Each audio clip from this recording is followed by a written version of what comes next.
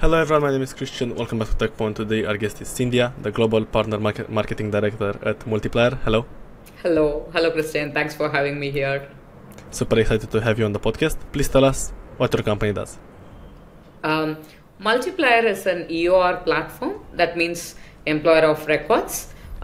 In case your company wants to access global talent, right? We provide all the support, including compliances, payroll, etc. You need not have an entity of your own, right? In short, you need not invest on any of the infrastructure, compliances, etc. And you can access a talent across more than 150 plus countries without worrying about entity and the compliance. Awesome. What do you say is the biggest problem that you solve for companies? Example, take all the developed countries, right? Singapore, US. The biggest challenge they have is talent crunch. Okay. And especially, let's take a use case, right? Technology resources. So developer cost in Singapore is almost 10 times more than what you can get it from Philippines or India.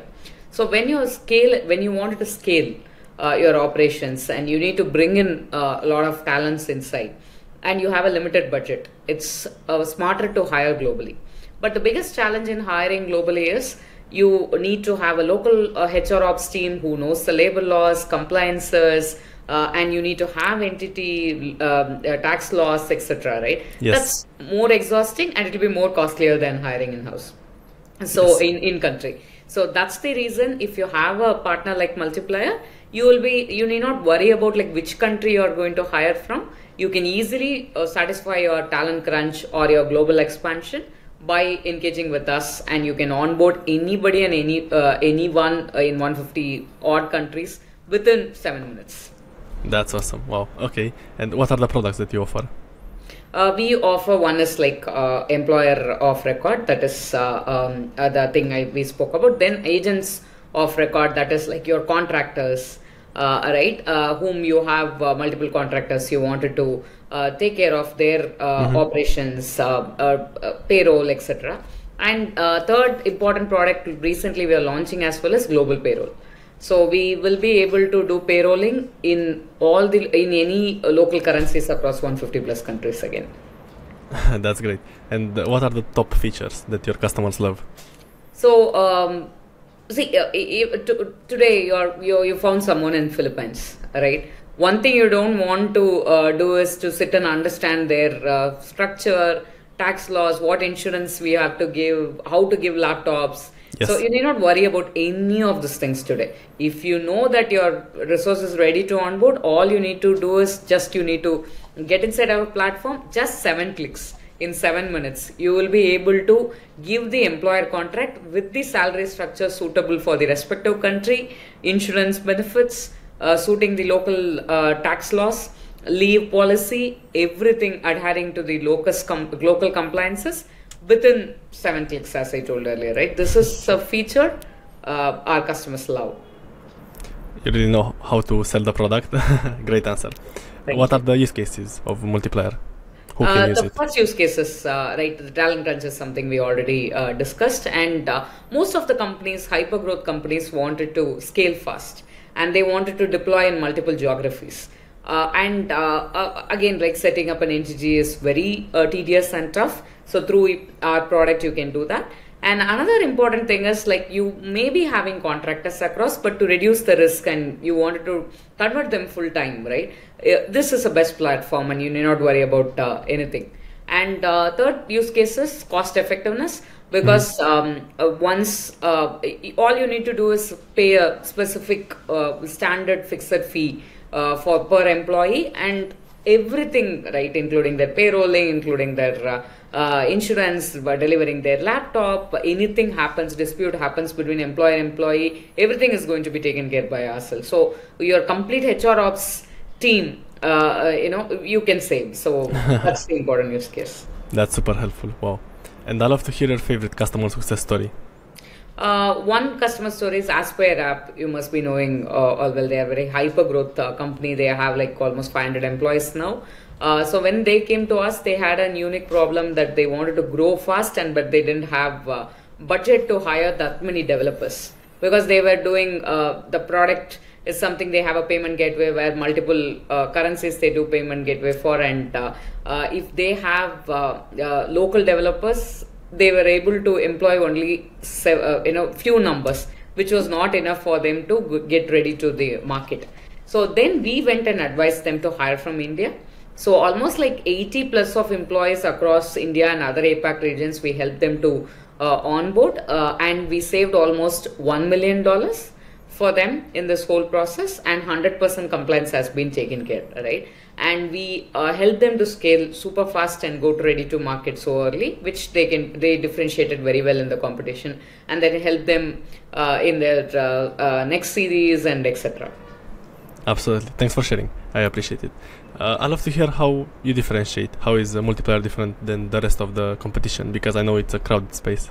So I don't want to name the competition, but a couple of the competition, if you see, they have one step while generating the employer contractor is a quote process. So you need to submit a quote and someone need to approve, and then only you can release the contract. By then you will lose some time and you may lose the talent as well, right? Yes. Here that step is skipped, and we will be taking care of that. Not an issue at all. And second important thing is certain competitors will keep facial recognition of an employee as this thing, and they have to get background check on that, and then comes. So that also has been taken care by us, and you need not worry about it. So all you need to do is like fill your compensation where your employees are based out of. Within 7 minutes they are onboarded. 7 minutes, okay. That sounds incredible. Okay, I'd love to hear how important are partnerships for SaaS growth from your perspective. See, it's very important, right? For example, today it's not possible if you are solving a problem statement for HR or CFOs or CMOs, CSOs, take any personas, you will not be able to produce some end-to-end product features that will take care of all their needs. And that is very impossible for you to do, and if you start doing that, your go-to-market will get delayed and your space will get crowded, and you will not be able to focus on any specialties of what you are doing. Take our case, right? We solve a particular problem, like we are specialized in taking care of compliance, payrolling, all your needs. But we are not someone as a recruitment company who supply talent. So we come into place when you identify talent. If we tomorrow start deciding that, okay, then our companies are even looking for someone to hire people, so let me start a recruitment agency. Don't work like that, right? Because that is totally a different game. And you need to start building everything from scratch. It's a separate vertical altogether. Rather, we can have amazing number of talent partners or recruitment companies partnering with us. And we recently launched a talent marketplace where we listed all our talent partners, special discounts for the prospects and customers of Multiplier who would allow to onboard from them. So is it not easy, right? It's more beneficial. And the same thing, they will also do the same thing, right? When their clients once in a year, let them not start in your providers all over. It's huge elephant to get into. So rather they will just refer them to us, right? So mutually as together as a solution. For a customer also, what they expect, they don't want to interact with different parties. Obviously, they are going to get everything in the same platform, right? It's an example of this thing.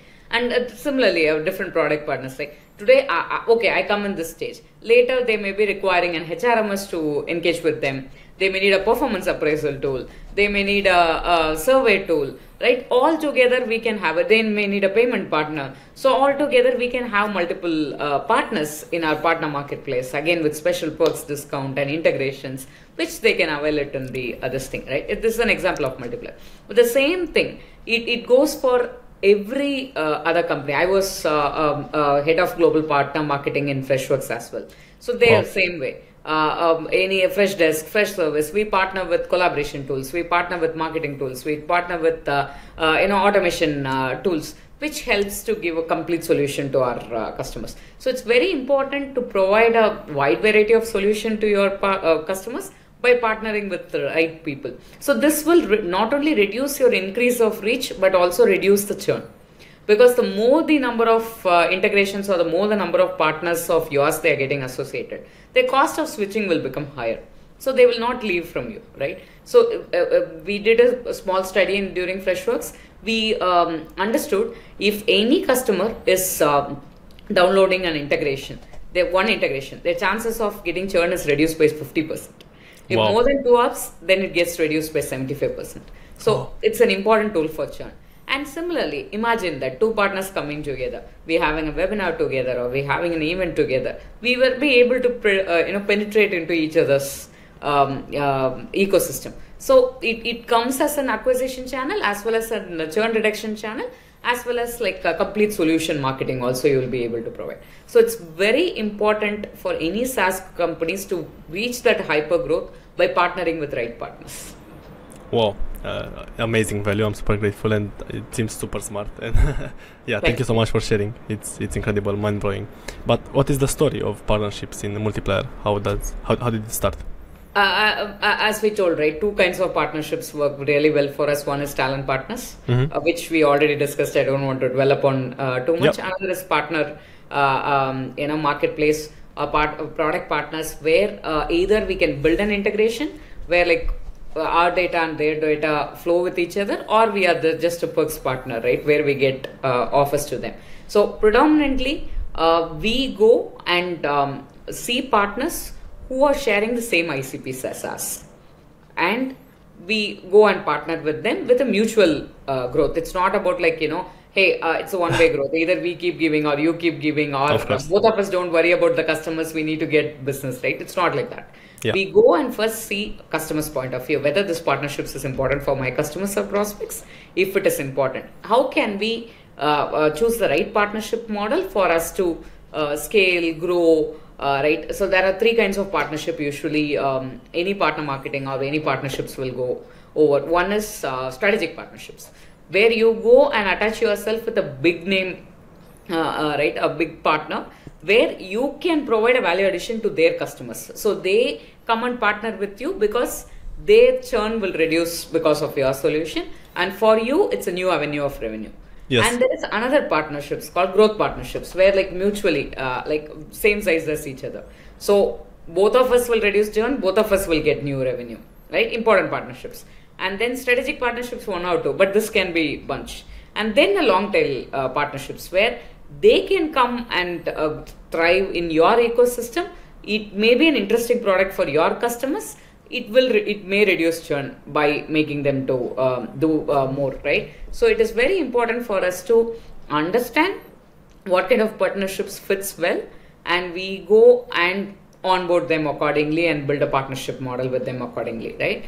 So main lever is talent partners and second is product partners. These are our main. And third is affiliate partnerships, right, where you ask people to refer a client to you and give them referral bonuses. So all the professional companies, accounting companies, small recruitment firms, where they can actually earn a big benefit. We pay a huge referral bonus for them. So that could come as a hand-picked revenue stream for them. So these are the different type of partnerships we identify and partner with them accordingly. We explained it very well. Thank you so much. What do you say are the most common challenges when building the partnerships engine when starting out? It's important that the company aligns with the fact that partnerships will take time, right? It's not like, okay, today I hire, come on, go and get like 80 partners, and tomorrow 80 into 10, you bring 800 million. It don't work like that, right? So the biggest challenge is to get the time for building the basic blocks, because you need to onboard right partners. You need to give them time, first make them to trust you by giving something. This is another problem, right? They will not allow you to give until you get something. The same thing for them as well. So at least one should get that trust factor established. So you should be a giver first, and then establish the trust and reciprocate it from them. Then you're in three quarters down the line, it will become a predictable engine. Through this engine, hey, this usually happens, right? I give 2 deals, they give 2 deals. Or, I do an activity with them, so many people comes and so many people gets churned. So this is something will come only when you start engaging with them, do some activities and keep that engagement on the go. So they're buying that 2 to 3 quarters of time to establish this right partnership model is a challenge for anybody in the industry. Partnerships are fascinating. I love this discussion.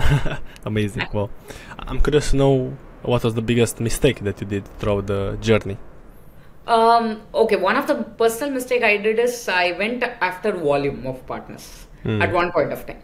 So one point of time I feel like, okay, 80 partners if I'm doing activity with, 40 partners I'm doing activities with, it is going to give me a more value, right? So but eventually I understood that 80-20 rule is very important in partnerships. That 20% of the partners who's making that 80% of the impact, and they should also feel the same by you. It cannot be one way. You will feel that this 20 partners will give me 80% of the impact and you expect them to give that impact. That's not going to happen. You also should make the same. You should also fall under that 20% of the bucket, which will make 80% of the impact. So the first mistake I did was volume. Second mistake was like, okay, I got the game, that 20 partners, which makes 80%, did everything. But I failed to understand that, am I making that impact to them, right? Both will not work. Until you cross this stages and choose that right 20 partners where mutual growth and benefits are possible, then comes the partnership. Do you have any go-to-market strategies that companies can use to build their partnerships? Do you have any examples? So a lot of people will just go and jump into co-selling before even try and understand what is, what are the co-marketing avenues they can do. See, for instance, just imagine tomorrow you are onboarding a partner and you're just going and pushing this to your customer that, hey, he is my partner by. Nobody will do that, right? Nobody likes you. Customer will get pissed off rather than that. So you need to make them aware of like why I partnered with them, how it is going to be beneficial, what is our joint use cases, and adapting these joint use cases, how they are going to be better off, right? So very important to have a we call it as like traffic, organic and inorganic activity, right? Organic, right? First, do a lot of content around it. And you need to get a lot of referral traffics from their domains, and they need to get a lot of referral traffics from your domains first. Step 1. Then step 2, do some inorganic activities like events, webinar, right? Where I bring in so much of my prospect, you bring in so much of my client is your prospect, your client is my prospect. I bring 50, you bring 50, let's share 100 together, right? That will definitely bring down your CPL. That will definitely bring down more reach. And you will not sound like a brand, rather than you will sound like an industry, either an industry event or industry webinar. It will be an industry campaign rather than a brand campaign. Imagine some 4 or 5 partners coming together and doing a webinar or doing an ebook is different from Multiplier doing it alone. Of course. Right? So that is the second important step. After warming up, at least in a quarter, one organic, one traffic game and one lead gen game, you need to do. And then only you need to graduate to co-selling. That too, again, there are a lot of tools like Crossbeam, Reveal, etc., where you can map where my prospect is your customer, your prospect is my customer. You can map them. And then you can separately warm them up and send an introduction message, gauge the interest, generate the interest, and then introduce to your partner. So these are the steps has to be patiently followed. And post that, definitely it will be a channel that will open up for you. But how did you learn so much about partnerships? It seems amazing.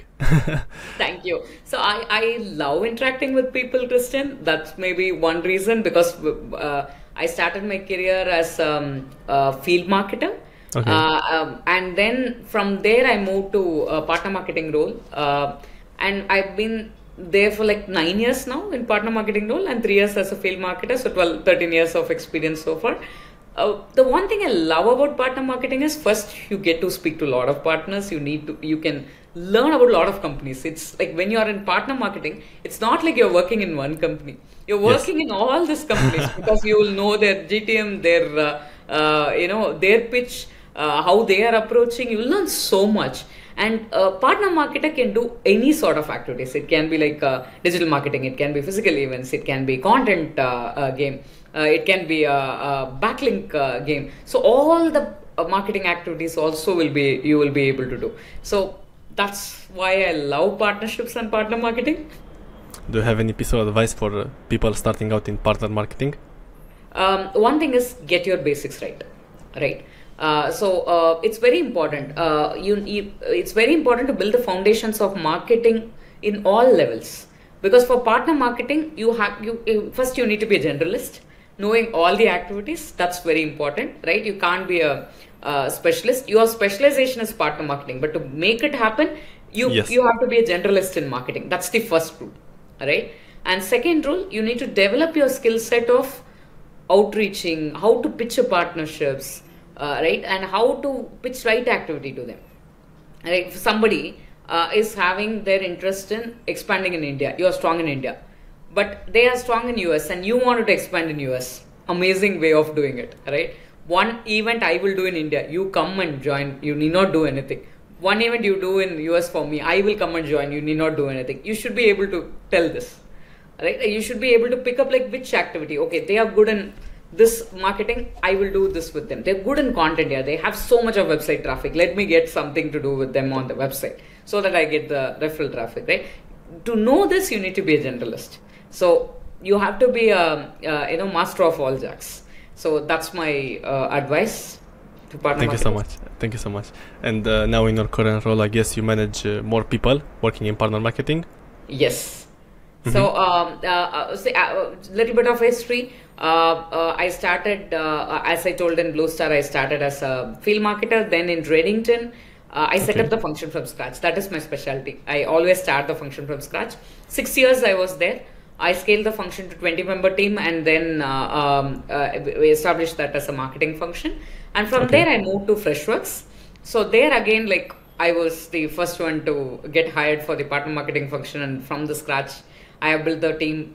We had almost like 17 plus people. And then I moved to a startup called Vajro, where I was heading the global marketing for them, whole global marketing for them. Again, like 22 people, I scaled that function, and now I'm in Multiplier. It's just 4 months. I recruited 2 people now. So maybe like every quarter we will keep scaling as the team grows. Amazing. Super happy for you. How do you think AI will impact marketing or partner marketing? Especially partner marketing, I can answer is like one skill set a partner marketer may lack is content fineness. Because since partner marketing is so much of a volume driven activity, you need to do a lot of webinars, a lot of events, a lot of listing. You need to get listed in their site, they need to get listed in your site. Sometimes you need a heavy content copy cleaner, or like how to make this content very in a consumable way. I will not have that skill set, because those who are in volume of activities, content fineness will be always a problem, right? This comes to us a blessing.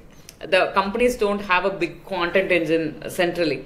This is at least you can make sure that no wrong communication goes out, and at least you are shaping your content as much, and you're learning a lot, right? So in that AI, definitely for partner marketing, definitely a reach out message, or webinar titles, interesting titles, matching both of our ICPs, what is trending, all those things are definitely coming in handy. And this is learning curve, the steep learning curve is getting normalized.